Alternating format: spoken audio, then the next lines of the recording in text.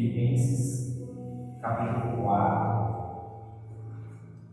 Isaías, mais um dia de campanha, com o título de Metanoia, é a transformação da mente através da palavra.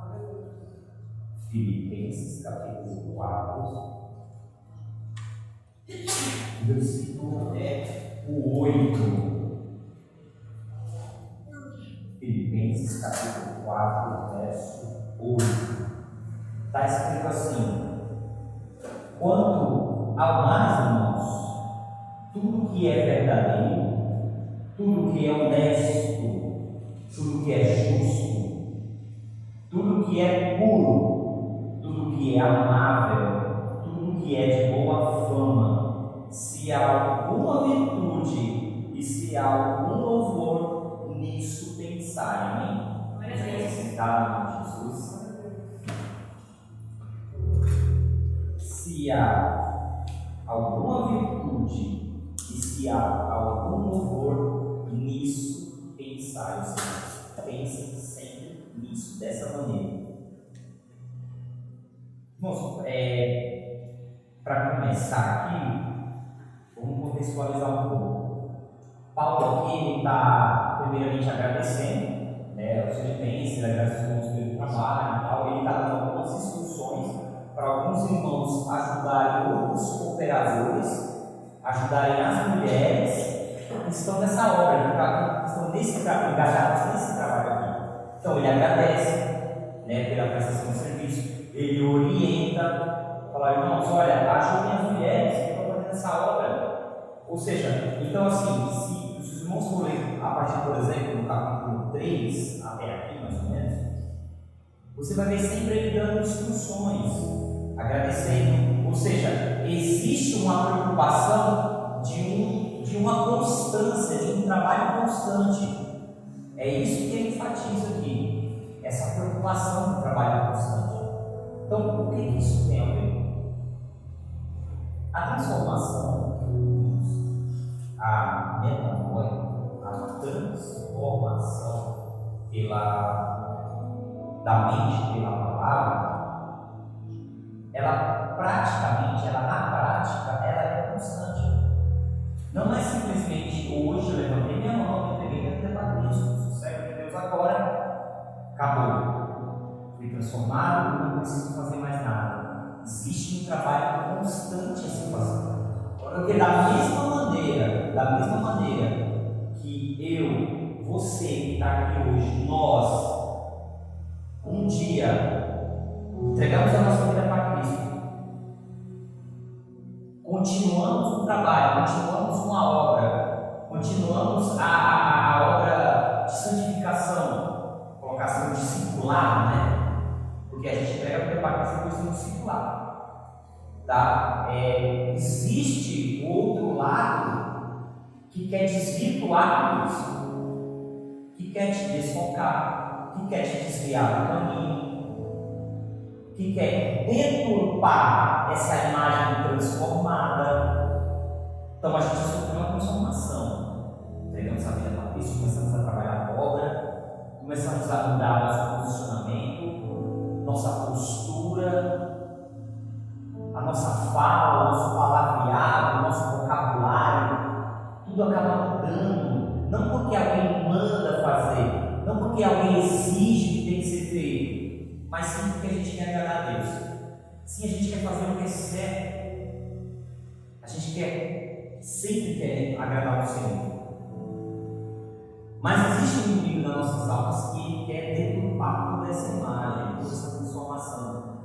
Por isso que a gente vê no mundo, parece que existem vários evangelhos hoje em dia, justamente por isso. Hoje em dia, cada pessoa parece que é transformada de uma maneira diferente. Hoje em dia, parece que existem instituições, grupos, pessoas que olham de uma maneira diferente, que apresentam o evangelho de uma maneira diferente, e você olha para si mesmo e fala: peraí, transformado, mas sou diferente dele, eu penso diferente. dia, tudo isso está sendo preocupado. É uma preocupação. É uma preocupação porque essa deturpação, para nós, ela é notória. Para nós, ela é notória. Mas ela é preocupante por quê? Porque aqueles que estão se chegando agora, eles não conseguem ter o mesmo discernimento. Aquelas pessoas que estão servindo a Cristo agora, que estão entregando suas vidas para Cristo agora, não conseguem enxergar da mesma maneira que nós enxergamos. A gente que já tem aí uma certa caminhada no Evangelho, a gente consegue ter um pouco de discernimento. A gente consegue ver quando algo está certo e quando não está. Quando algo está bem encaixado e quando está fora do encaixe. Nós conseguimos entender, nós conseguimos enxergar. E eu queria fazer uma pergunta, eu queria que os irmãos fossem muito sérios. Essa semana, a Sai, ela colocou um vídeo, muito parecido com um vídeo motivacional, mas é um vídeo muito sério, muito importante. Alguém aqui viu o vídeo? Alguém aqui chegou a ver esse vídeo? Alguém aqui chegou a ver? Não? Eu vi o vídeo, eu procurei saber qual foi o autor do texto. O autor do texto é um médico, um psiquiatra. O nome dele é Luiz Rojas Marcos. Ele é natural da Espanha, mas ele mora nos Estados Unidos. Ele é médico, psiquiatra, ele se formou, se especializou nos Estados Unidos. Tanto é que em 1992 ele foi colocado ali como responsável geral da medicina da saúde de Nova York. Então, um cara bem conceituado lá nos Estados Unidos. Ele fez um vídeo, é simplesmente um pano de fundo do texto. Ele fez um trabalho de pesquisa e ele criou um texto sobre isso. Está em algumas escolas, até mesmo em algumas esse trabalho está tendo em algumas escolas ligadas à Unesco, que é da Organização das Nações Unidas, e o texto ele titulou como "Há uma tragédia silenciosa em nossas casas". Há uma tragédia silenciosa em nossas casas. Então, ele fala da saúde mental dos nossos filhos. Por isso que ele dá o título que há uma tragédia silenciosa dentro das nossas casas. Porque ele trata dos nossos filhos. Ele fala daqueles que são os futuros homens. Para nós que somos servos de Deus, são os futuros pastores, os futuros evangelistas, os futuros obreiros, os futuros pregadores da palavra do Senhor. Mas, irmãos, o que tem a ver? Tem tudo a ver. Tem tudo a ver. Tudo a ver. Irmão, nós somos feitos de corpo, alma, espírito. Nós somos um ser completo. E todas essas características precisam estar em harmonia. Se você não está bem psicologicamente, há uma grande possibilidade de você não ir bem também espiritualmente. Porque você precisa de estrutura emocional.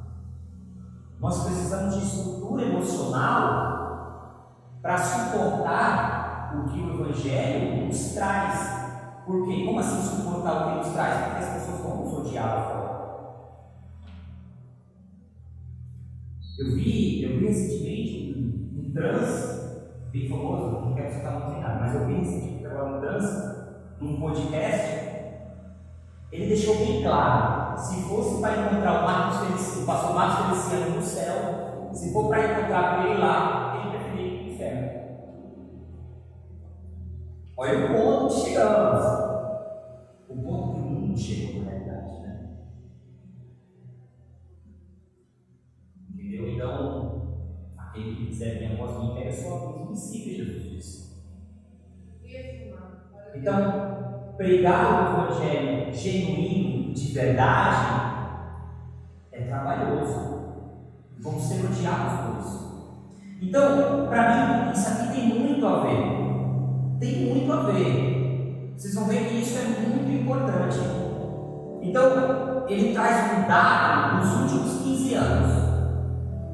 Às vezes a gente pode achar bloqueado 15 anos, mas é um salto muito grande na deturpação daquilo que é natural, daquilo que é bom, daquilo que é saudável. Então, ele fala que nos últimos 15 anos, 1 em cada 5 crianças tem problemas mentais. Não estou falando de crianças que nasceram com algum problema genético, sabe? Estou falando desse tipo de problema mental, tá? Não estou falando de uma criança, um bebê que nasceu com uma má formação, não é esse tipo de problema, tá? Então, nos últimos 15 anos, ele chegou a esse fator: 1 a cada 5 crianças tem problemas mentais. Acha pouco? É muita coisa. Isso significa que 1 a cada 5 crianças vai ser o futuro adulto com problema mental. Estou falando aqui, a gente vai chegar nesse ponto que é emocionalmente falando, tá? Emocionalmente falando. Então, olha só o que ele observou na pesquisa: um aumento de 37% na depressão na adolescência. 37% depressão adolescente. É muita coisa. Isso é muito sério. Isso é muito grave. São adolescentes que vão ser os futuros adultos depressivos. Houve um aumento de 43% no TDAH. 43% TDAH. Agora pasmem. Ainda bem que vocês estão sentados. Houve um aumento de 200% na taxa de suicídio entre crianças de 10 a 14 anos. 200%. Não são mais os adultos que não conseguem mais resolver seus problemas. São crianças de 10 a 14 anos. Tá? O jovem de 14 anos, ele está na pré-adolescência. Ele é basicamente ali uma criança que está passando por uma transição. Irmãos, é muito sério. É muito grave. 200%, irmãos, em 15 anos. Imagina daqui a mais 15 anos. Então, ele diz uma frase que é o que mais me preocupa. Isso é para nós, tá? Não é para o pessoal de fora, do mundo, não, é para todos nós. Ele fala que hoje os pais são digitalmente distraídos. Nós somos esses pais. Para todas essas taxas, essas porcentagens chegar a esse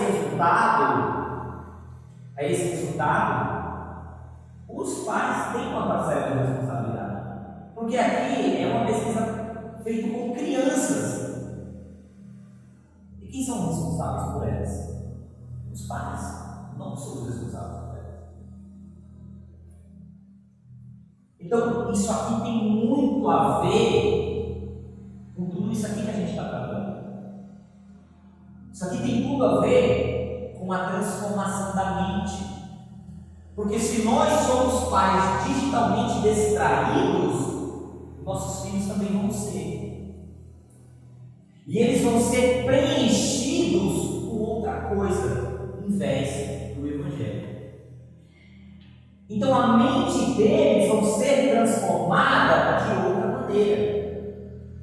Não de acordo com o que o Evangelho propõe. Irmãos, eu sei, e é verdade, é difícil hoje, é muito difícil. A minha filha tem 6 anos. Atrativos para ela tem de monte. Atrativos para os nossos filhos tem de monte. cheio. Irmãos, é só, se for para ver um vídeo, um desenho bíblico, você coloca 5 minutos, você vira, já está aparecendo outra coisa. As mídias digitais, elas são feitas para isso, para distrair, para desviar, para desfocar. Elas estão aí para isso.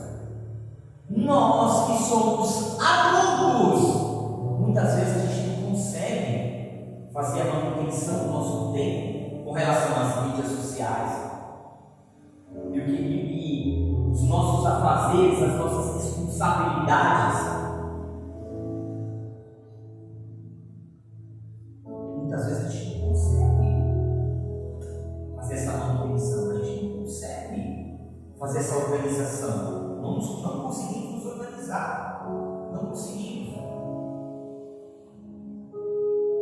O nosso trabalho cada vez mais consome, o nosso tempo cada vez mais fica escasso.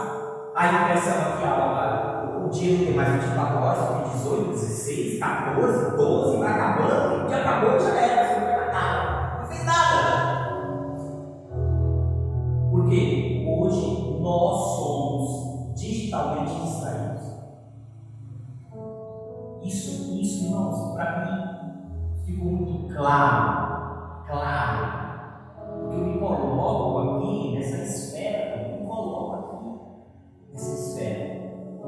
Todo mundo hoje é digitalmente distraído.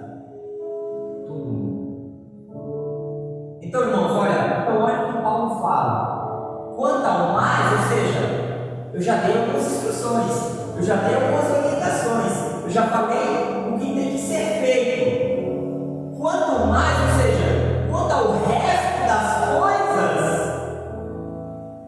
o que é verdadeiro, honesto, justo, puro, amável, boa fama, se há algum vínculo de algum louvor, então isso pensar. Ou seja, isso aqui é um extra de tudo aquilo que ele já havia orientado. Então, olha só a responsabilidade que a gente carrega. Sabe? Então, por isso que a manutenção dessa transformação é importante. Quando eu e você nos entregamos a vida para Cristo, existe discipulado. Irmãos, se vocês pegarem os 12 discípulos, Jesus simplesmente chamou você, 12, agora vocês são chamados de apóstolos, fechou. Daqui a 3 anos vão lá, por vocês assumem a responsabilidade? Não. Existiu um discipulado, foi diário, foi constante, foi árduo. Você vê que todos os 12 andando lado a lado, basicamente de montada com Cristo, cometeram falhas. Pedro, você acha que foi Judas que foi Judas que traiu? Pedro também traiu. Ele negou. Não conheço, não sei quem é. Não, ele também traiu. Qual foi a diferença? Pedro se arrependeu e foi restaurado. Aí sim. Tomé não acreditava no Tomé, vem aqui, ó. Precisou tocar, precisou ali. Botou no rodeio. Tomé, você creu porque você viu. Bem-aventurado é aquele que não viu e creu. Irmãos, o discipulado dos outros não foi fácil, não. Para Jesus não foi fácil. É uma caminhada árdua, é dolorosa. Não foi fácil. Então a transformação da mente pela palavra não é simplesmente eu ler alguns versículos da Bíblia e já ter uma mente transformada. Não, é discipulado, diário.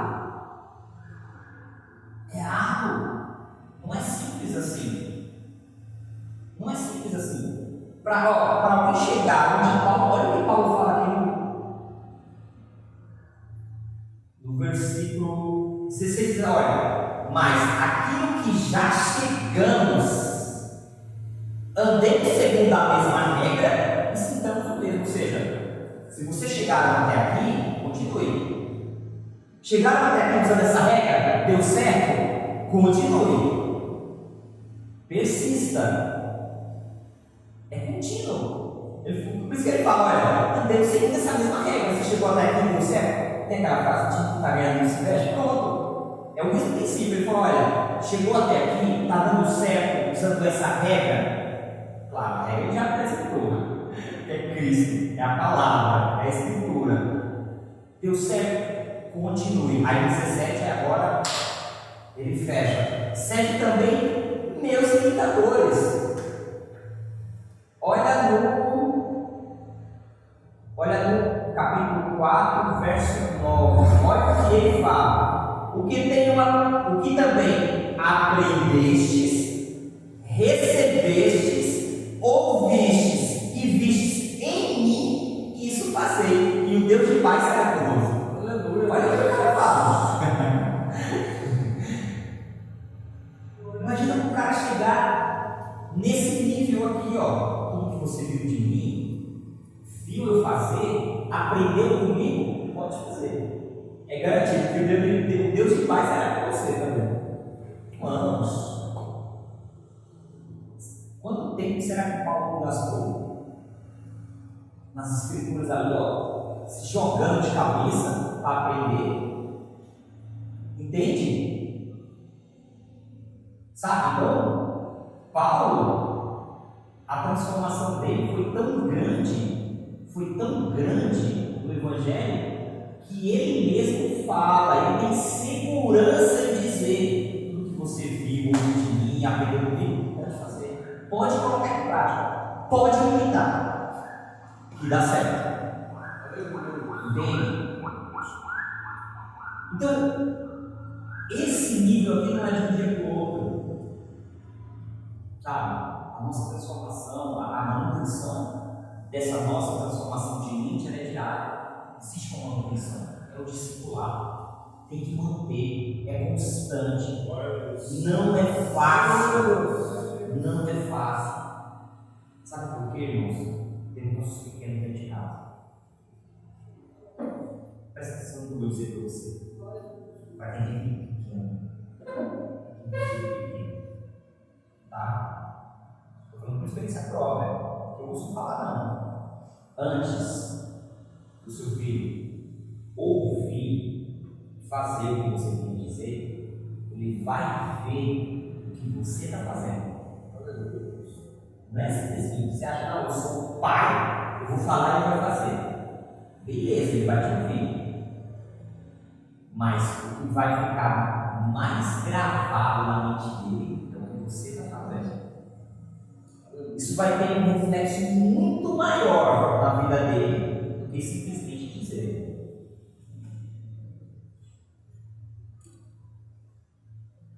Sabe?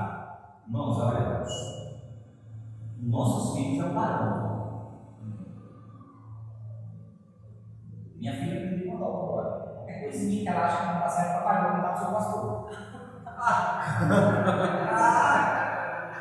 Eu acredito. O pastor Ricardo vai contar para ele.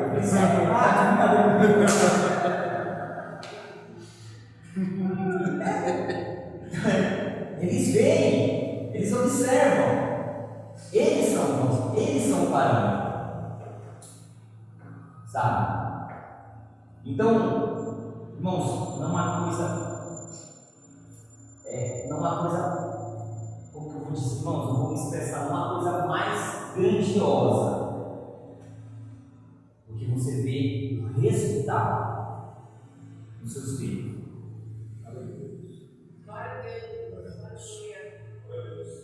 Eu não queria deixar passar essa oportunidade, mas agora eu tenho, não tive ainda, mas sim, eu queria parabenizar a gente mesmo. Né? No casamento com a Almeida, a gente brincava, eu sou de paz, velho. Mas ele falou assim: a minha vingança chegará. Eu ia acabar. Você também tem uma filha. Mas eu posso dizer para vocês dois: a filha de vocês cumpriu todos os protocolos. Se a minha filha também cumprir todos os protocolos, para mim vai ser um privilégio ser zoado por vocês. Vai ser um privilégio ser zoado por vocês.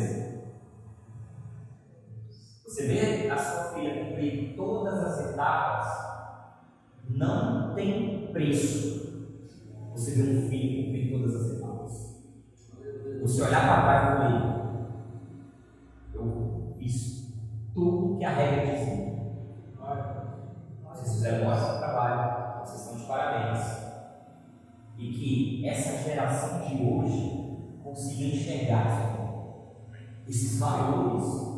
Isso se chama valores. Vocês souberam aplicar e a vida de vocês conseguiram entender. Sabe? Então, a minha oração a Deus hoje é essa. Que a minha filha também, ela continue no Evangelho, ela cumpra todos os protocolos. Essa é a minha oração. Esse é o meu desejo, Jesus. E como eu falei agora comigo, nossos filhos são um parâmetro, sabe? Nos dias de hoje é muito difícil, irmãos. É muito difícil. O mundo aí fora está oferecendo coisas muito fáceis para os nossos filhos. E não é qualquer coisa, irmãos. E não é qualquer coisa. São coisas que enchem os olhos, são prazerosos, que desviam fácil a atenção. Então, que a nossa oração, Senhor, seja para que nossos filhos cumpram todos os protocolos. Cumpra todos os protocolos. Irmãos, é comprovado cientificamente, a ciência expõe isso. Nossos filhos, quando criança, até 7 anos, eles absorvem tudo, eles estão nessa fase de aprendizado e tal. Depois dos 7 anos é um pouco mais difícil, porque eles pulam para outras fases. Então, irmão, nós temos que acompanhar todas elas. Todas elas. Ser presente na vida dos nossos filhos, eu acho que é o melhor remédio. O maior remédio. Então, irmãos, para finalizar, se alguma virtude, se alguma louvor é ressurreição. Eu vi uma entrevista com um advogado, pastor cristão, e ele falou que na área do direito, ele falou que tem algo interessante, ele falou que tem aquilo que é certo e tem aquilo que é justo. Ou seja, muitas das vezes aquilo que é certo não é justo, mas diante da lei é certo fazer, praticar. Então, mas aqui é diferente. Não é tão simples assim. Então, Paulo finaliza esse versículo. Se há alguma virtude, louvor ou nisso pensar. Para finalizar, se há alguma virtude, tudo aquilo que nós façamos, se há algum louvor, então nisso pensar. Porque é para o Senhor, irmãos. Tudo que a gente faz é para engrandecer, louvar ou escarnecer Deus. Depende de nós. Então, por isso que ele fala: se há alguma virtude, algum louvor, então nisso pensar. Glória a Deus. Amém? Glória a Deus. Vamos. Deus abençoe a vida de vocês. Amém. Espero que tenha sido uma palavra que os irmãos aproveitaram. Amém. Glória a Deus. Que tudo é para a honra e glória do Senhor. Glória a Deus. Se alguém está aqui, deseja uma oração. Se alguém está aqui, deseja entregar a vida ao Senhor. Se alguém que está aqui, algum dia, se passou por caminho do Senhor, quer retornar, vem para a gente fazer a oração. Os pastores estão ali. Nós estamos aqui para orar por você. Você que quer uma oração, vem, porque agora, no final do os obreiros, os pastores que estão ali, nós vamos orar por você. Amém? Mas vamos orar. Senhor, como está escrito na tua palavra, se há algum virtude, algum louvor, então nisso, e nisso nós pensamos. Porque tudo isso é para a glória, é para a honra do nome, Senhor. É para que o seu nome seja exaltado, para que o seu nome seja glorificado. Senhor, dá-nos, Senhor, estratégias e entendimento, Senhor, para conduzir, Senhor, a vida dos nossos filhos, para que a mente deles seja transformada no Senhor, para que a mente deles, Senhor, sejam blindadas, Senhor, com a